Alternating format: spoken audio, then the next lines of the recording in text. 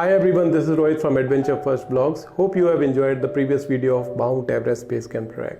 Guys, अगर previous episode आपने miss किया है तो उस वीडियो को जरूर देखें, जिससे वापसी की आप इस पूरी जर्नी को भी देख पाएंगे और समझ पाएंगे कि किस तरीके का एक्सपीरियंस रहा इस पूरे रास्ते को कवर करने का, क्योंकि एक लॉन्ग डिस्टेंस ट्रैक था। रास्ते में कई सारे सस्पेंशन ब्रिज मिले, लोकल विलेजेस देखने को मिले और बहुत अच्छी माउंटेन रेंज। तो उस वीडियो को ज़रूर देखें। और अब बात करते हैं डे 10 की। डे 10 में I am going to start from Monjo to Lukla. Monjo आज की इस जर्नी में काफ़ी बड़ा विलेज है, जहाँ पे एक परमिट सेंटर भी है, बहुत सारे टी हाउसेज, होटल्स हैं और एक मिला जुला कल्चर देखने को मिलता है। आज की इस पूरे रास्ते में विलेजेस की एक सीरीज़ देखने को मिलती है, माउंटेन की एक बहुत अच्छी रेंज देखने को मिलती है, थोड़ा फॉरेस्ट एरिया भी आता है और कई सारे सस्पेंशन ब्रिज। तो देखते हैं आज की इस जर्नी का एक्सपीरियंस कैसा रहेगा। Stay tuned. Hi everyone, good morning. So कल का टारगेट पूरा हुआ। अभी जस्ट मैं उठा हूँ और मैंने उठते ही अपना कर्टन साइड में किया तो विंडो व्यू बहुत प्यारा रहा। सागर और दूध कोसी रिवर का जो साउंड है वो मुझे सुनाई दे रहा था। I was very exhausted yesterday. कुछ भी याद नहीं है, सब आया रूम में, सारा बैग मैंने ऐसे ही रख दिया, इवन कैमरा भी चार्ज नहीं किया और हालत अभी ऐसी हो रही है। शक्ल पे मत जाना यार, 10 दिन की ट्रैवलिंग में जब आप जाएंगे और नहाएंगे धोएंगे नहीं तो आप ऐसे ही होने वाला है। आज लुकला पहुंच के अच्छे से थोड़ा सा अपने को पॉलिश करूंगा और उसके बाद फिर आगे चलते हैं। थैंक यू, स्टे करें।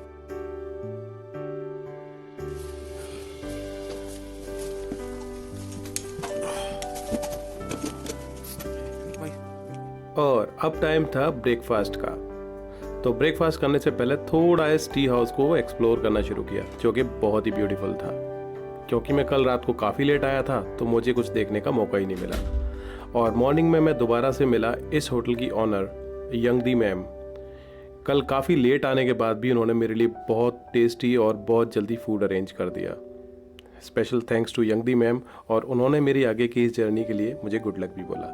तो अगर आप इस जर्नी पे आ रहे हैं और मोन्जो में स्टे करना है तो होटल समिट होम में आप रुक सकते हैं और बहुत टेस्टी फूड एंजॉय कर सकते हैं। और ब्रेकफास्ट करते हुए मैं मिला एक बहुत ही स्वीट कपल से, जो कि यूएस से थे और वो बेस कैंप जा रहे थे। और बेस कैंप को लेकर ही हमारा डिस्कशन शुरू हुआ। क्योंकि मैं बेस कैंप की जर्नी कंप्लीट कर चुका था तो मैंने आगे की इस जर्नी का उनको काफ़ी सारा अपडेट दिया और आगे के इस ट्रैक की कंडीशन उनको बताई। बातों ही बातों में हम बहुत अच्छे दोस्त बन गए और उन्होंने भी मुझे बताया कि माउंट एवरेस्ट को देखने का उनके फादर का चाइल्डहुड ड्रीम था। तो इस बार वो अपने फादर को यहाँ पर लेकर आए हैं, जिससे वो अपनी इस विश को पूरी कर पाएँ। और इस तरीके की कई सारी मोटिवेशनल स्टोरीज आपको इस ट्रैक पे देखने को मिल जाएंगी। बातों ही बातों में हम बहुत अच्छे दोस्त बन गए और मैंने उनको इंडिया आने के लिए इनवाइट भी किया। और अब टाइम था अपनी इस जर्नी को स्टार्ट करने का और अपने दोस्तों को गुड बाय बोलने का। सो गाइस, अभी मैं निकल चुका हूँ लुकला के लिए और रास्ते का आज एक्सपीरियंस थोड़ा डिफरेंट होने वाला है, क्योंकि ट्रैक थोड़ा सा लंबा है और मुझे आज ये कवर करना है। टाइम से पहुँचना है मुझे वहाँ पर, जिससे कि मैं अपने आगे के काम पूरे कर पाऊँ। और मेरे साथ साथ एक ये महान भाव जा रहे हैं, इनको रास्ता पहले दिन है, खुद बाद में जाना है। ये हिल्स का ट्रांसपोर्टेशन सिस्टम है, जिनके लिए कोई रेड लाइट, कोई ग्रीन लाइट नहीं है। और अभी मेरी बॉडी का हाल ये है कि बॉडी का ऐसा कोई पार्ट नहीं है जहाँ पर पेन नहीं होगा। सो कुंबू एवरेस्ट रीजन का एक छोटा सा विलेज है मोन्जो, जो कि फेमस है यहाँ के लोकल शेरपा कल्चर के लिए, और जहाँ पर काफ़ी सारी फैसिलिटी मिलती हैं और बहुत सारे टी हाउसेस, होटल्स भी हैं। तो अगर आप माउंट एवरेस्ट की ट्रैक पर जा रहे हैं तो डे 1 की जर्नी में आप पाकडिंग ना रुक के मोन्जो भी रुक सकते हैं।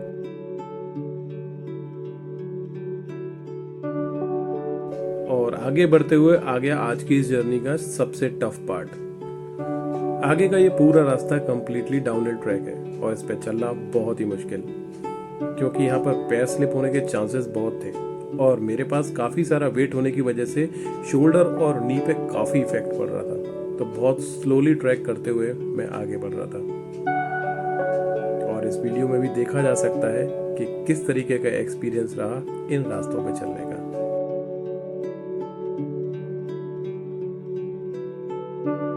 और आगे बढ़ते हुए मुझे कुछ पोर्टर देखने को मिले जो कि काफ़ी सारा वेट लेकर ऊपर आ रहे थे। ये कहना गलत नहीं होगा कि इस पूरे कुंभू एवरेस्ट रीजन में पोर्टर यहाँ की लाइफलाइन है, जो कि आपके लगेज के साथ साथ यहाँ पर विलेज टू विलेज सामान का मूवमेंट भी करते हैं। और 10 से 15 मिनट्स के इस टफ ट्रैक के बाद फाइनली आ गई आज की इस जर्नी की सबसे ब्यूटीफुल लोकेशन, जहाँ पर मैंने काफ़ी सारा टाइम स्पेंड किया।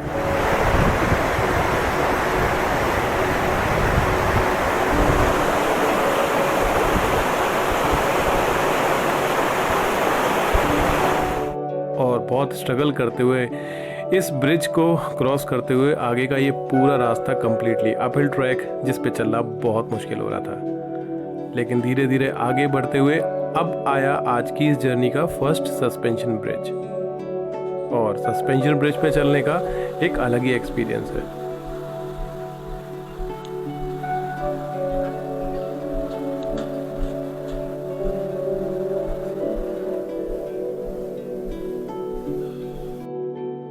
और इस सस्पेंशन ब्रिज को क्रॉस करने के बाद आया नेक्स्ट विलेज, और जहाँ से काफ़ी सारे कलरफुल टी हाउसेस और बहुत अच्छी माउंटेन रेंज देखने को मिल रही थी।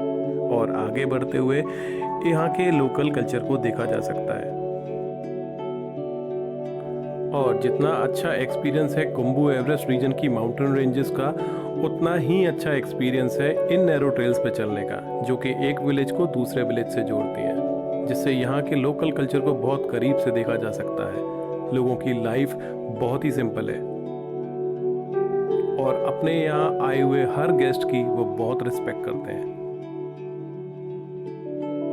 आगे का ये पूरा रास्ता वहाँ के लोकल फॉरेस्ट एरिया से होके जा रहा था, जहाँ से माउंट थम्बशेरगु और दूध कोसी रिवर वैली को बहुत करीब से देखा जा सकता है।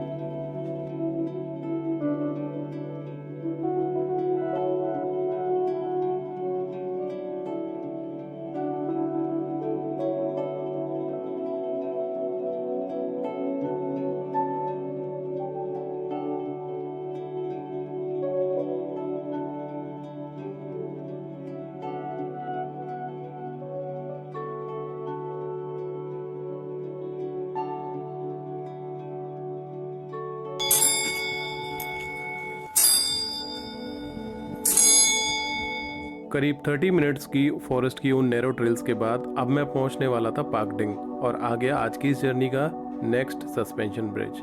लेकिन आगे का ये पूरा रास्ता ब्लॉक हो गया, हिल्स का ट्रांसपोर्टेशन सिस्टम, और इनके थ्रू ही यहाँ के हर डेली नीड्स के सामान का मूवमेंट होता है। ये कहना गलत नहीं होगा कि कुंभू एवरेस्ट रीजन में ये भी यहाँ की लाइफलाइन है। और अब टाइम था उस सस्पेंशन ब्रिज को क्रॉस करने का, और क्लियर वेदर होने की वजह से दूध कोसी रिवर वैली को बहुत अच्छे से देखा जा सकता है, जो कि बहुत ही ब्यूटीफुल थी। और उस सस्पेंशन ब्रिज पे आगे बढ़ते हुए दूध कोसी रिवर का व्यू बहुत अच्छा था, और उसका साउंड इतना तेज था कि उसके आगे कुछ भी सुनाई नहीं दे रहा था। मैं कहूँगा बहुत ही अच्छा एक्सपीरियंस। और उस सस्पेंशन ब्रिज को क्रॉस करने के बाद अब मैं पहुंच गया था पाकडिंग, और आगे बढ़ते हुए पाकडिंग की लोकल मार्केट देखने को मिली, जहां पर काफ़ी सारे कलरफुल टी हाउसेस और यहां का लोकल कल्चर देखने को मिलता है। यहां पर भी आसपास शॉपिंग के काफ़ी ऑप्शंस हैं, तो अगर आप बेस कैंप की तरफ जा रहे हैं तो छोटी मोटी शॉपिंग यहां से की जा सकती है। और माउंट एवरेस्ट के ट्रैक पे अगर आप बहुत टायर्ड हैं तो Phakding is the right place for the rest, because पूरे ट्रैक पे सबसे कम ऑल्टीट्यूड पे पाकडिंग ही है, क्योंकि लुखला भी पाकडिंग से 200 मीटर के वर्टिकल डिस्टेंस पे है।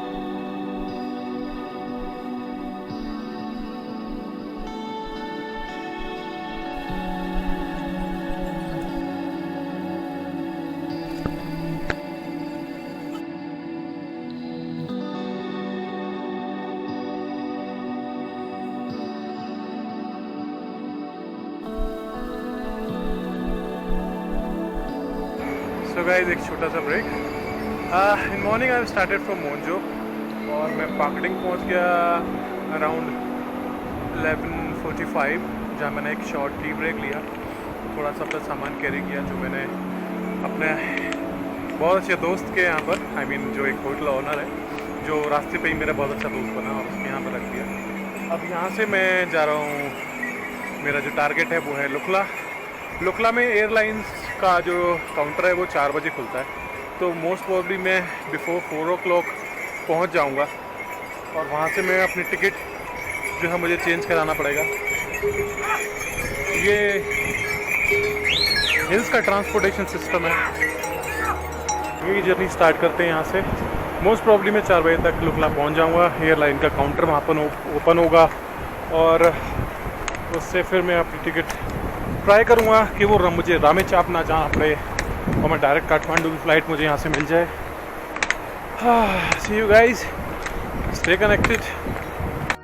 पाकडिंग से लुकला जाते हुए भी कुछ लोकल विलेजेस आते हैं, जैसे कि घाट, चेपलोंग, और उनकी तरफ आगे बढ़ते हुए आ गया आज की इस जर्नी का लास्ट सस्पेंशन ब्रिज। और इन सस्पेंशन ब्रिज पे हर थोड़े थोड़े टाइम बाद आपको ट्रैफिक जाम मिलेगा। देखा जा सकता है कि यहाँ की डेली नीड्स के सामान का मूवमेंट करते हुए यहाँ के लोकल लोग।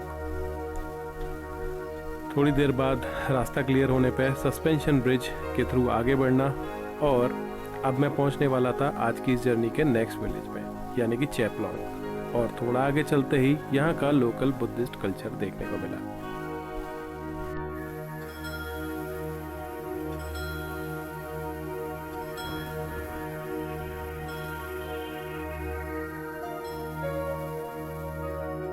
थोड़ा और आगे चलते हुए अब टाइम था एक शॉर्ट ब्रेक का, और ब्रेक लेते हुए यहाँ के कुछ बच्चे फुटबॉल खेलते हुए नजर आए। उनका गेम देखते हुए मेरा ब्रेक थोड़ा सा लंबा हो गया और उनके गेम को मैं बहुत एंजॉय करने लगा। और उनके गेम के साथ साथ यहाँ के माउंटेन व्यू को भी बहुत एंजॉय कर रहा था, क्योंकि मैं उन माउंटेन्स को बहुत मिस कर रहा था। और स्तूपा के ऊपर बनी हुई लोकल आर्ट, जिसमें यहाँ के बुद्धिस्ट कल्चर की झलक देखने को मिलती है।